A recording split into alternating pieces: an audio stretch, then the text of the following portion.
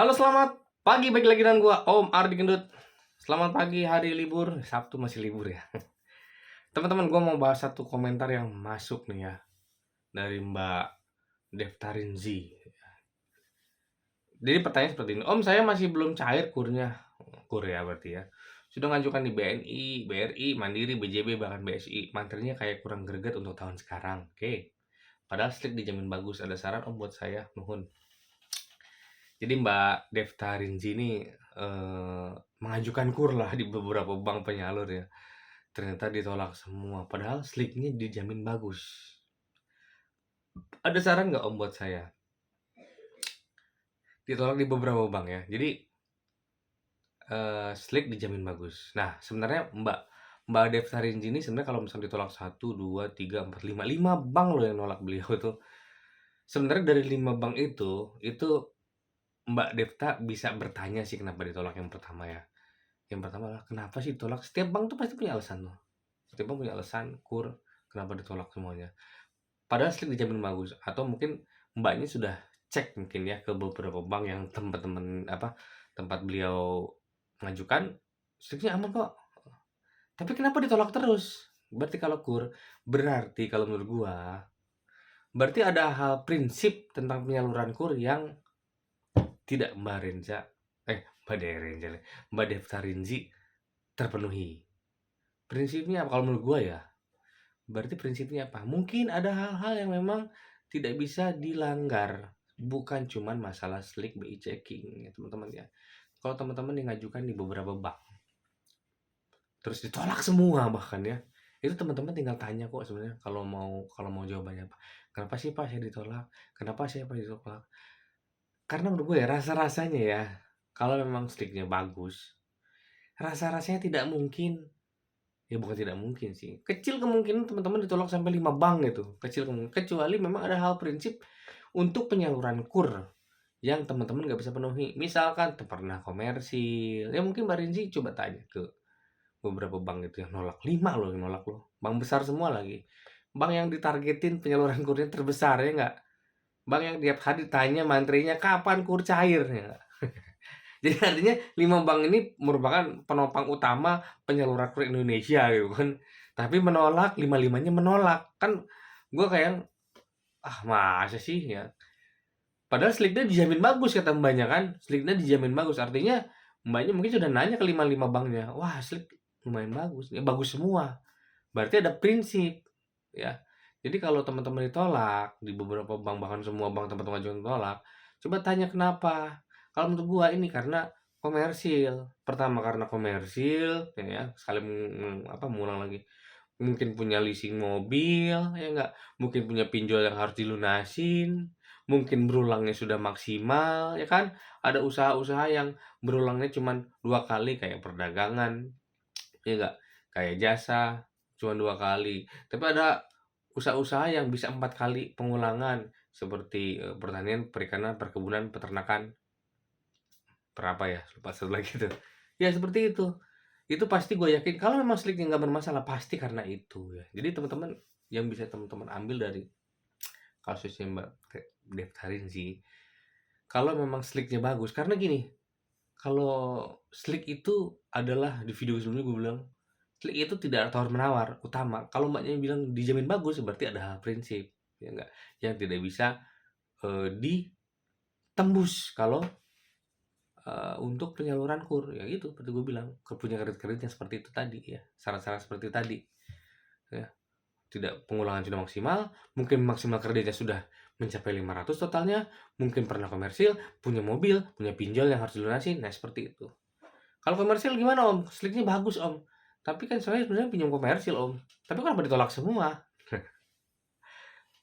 Sliknya bagus, yakin ya? Yakin, udah ditanya, oke. Tapi 5 bank misalnya saya pinjam komersil nih, syarat-syarat lu nggak perlu dong punya komersil, saya mau ngajuin Kupedes atau saya mau ngajuin KUM, ya nggak? Tapi kenapa ditolak semua? Mungkin dalam waktu kunjungan, teman-teman ada hal-hal yang kurang meyakinkan banknya, ya nggak?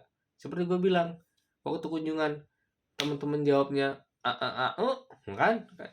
Pak usaha tahun berapa? Kayaknya sih dimulai 2016 deh, ya nggak?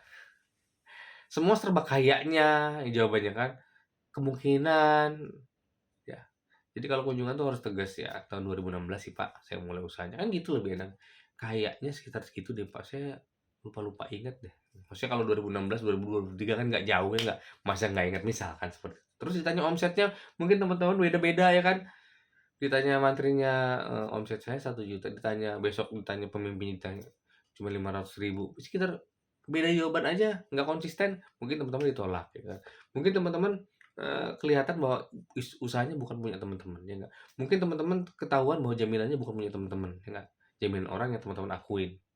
Ini nggak berapa ya, nggak berprasangka buruk, enggak. Mungkin seperti itu ya kan.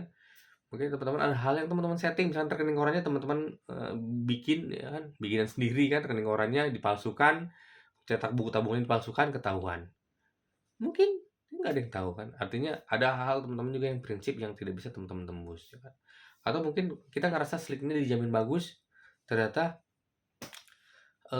ada hal yang miss ya kan. Misalkan pernah nunggak tahun berapa, teman-teman ngerasa sudah lunas, ternyata secara slik by checking ternyata masih berjalan. Mungkin kan nggak ngerti kan. Ya makanya pastikan. Nah, saran buat Mbak Devtarinzi, kalau menurut gua kan dia minta saran nih. Kalau kalau sliknya Mbaknya udah yakin bagus, coba ganti nama pasangan. Kan gampang, segampang itu kan sebenarnya. Coba ganti nama pasangan. Oh, tapi belum nikah, Om. Kalau gua tuh kalau kan sepanjang ini ya, sepanjang sliknya bagus, tapi ternyata mungkin maksimalnya sudah lewat, pengulangan sudah nggak bisa, udah maksimal juga, udah 500 juta totalnya, ya kan. Punya pinjol sedikit tapi emang harus dilunasin, teman-teman nggak mampu lunasin. Kalau gue sih ya udah, Mbak, pakai nama pasangan aja ya nggak? Itu paling, itu cara paling clear ya nggak. Tapi banknya nggak mau. Ah, masa 5 bank ini nggak mau ya kan? Gue juga bekerja di salah satu bank yang 5 ini kok, ya nggak? Masih mau kok nama pasangan, ya nggak? Jadi itu sarannya. Ya tapi kalau misalkan karena hal prinsip memang nggak bisa, karena mungkin ada semua bank bilang, wah ini kuota suami istri nggak bisa, ini termasuk suami istri. Ya udah, saran gue yang ngajuin komersil aja, ya nggak. Tapi bunganya tinggi om, ya mau gimana lagi, ya nggak. Mau ngajuin pinjol 100 juta juga udah kemahalan bunganya kan. Semua mahal-mahalnya komersil di bank-bank seperti yang gue sebutin sini, BRI, BNI, Mandiri, BJB, BSI, masih mending lah kalau teman-teman tembus di komersil di bank ini gitu loh, dibanding di bank yang misalkan saya nggak underestimate terhadap bank BPR. Misalkan BPR tuh juga bagus membantu masyarakat, aksesnya ke bawah juga oke, cuman setahu gue memang BPR mahal dibanding bank-bank yang gue sebutin ini, ya nggak seperti itu ya. Gimana lagi, atau misalkan teman-teman punya mobil ya dileasingin kan, digadein bisa kayak gitu. Sarannya seperti itu sih, karena Mbaknya yakin bahwa sliknya dijamin bagus, ya nggak. Karena menurut gua kalau slik dijamin bagus tuh biasanya gua iniin lah, ya gimana caranya supaya tembus kan gitu kan. Sliknya udah bagus, sayang banget, ya udah pakai nama pasangan kan gitu. Karena gue yakin terhadap Mbaknya, misalkan sliknya bagus. Hanya hal prinsip-prinsip yang menurut gua nggak penting. Menurut gue bukan nggak penting sih, ada hal-hal prinsip yang memang nggak bisa ditembus ya untuk penyaluran KUR, ya seperti punya punya punya kredit tertentu itu kan. Ya kalau memang sliknya bagus, why not, kenapa kacang kan, seperti itu. Ya sabar-sabar aja Mbak, kalau misalnya KUR nggak bisa komersil ya nggak ada salahnya lah. Kalau bunga komersil tinggi, kalau Mbaknya cuma minjem 50 juta 100 juta, antara KUR sama komersil nggak terlalu jauh sih bunganya, bukan, maksudnya bunganya dan angsurannya lah ya. Tapi kalau minjem 500 juta, nah itu memang kerasa banget bedanya jauhnya. Tapi kalau masih 100 juta ke bawah pinjamannya, antara KUR sama komersil tuh ya masih so-so lah ya. Nggak jauh banget gitu ya. Nggak kayak KTA banget lah. Kalau KTA tuh emang jauh gitu sampai ratusan ribu bedanya. Tapi kalau ini ya masih beda sih, cuman ini.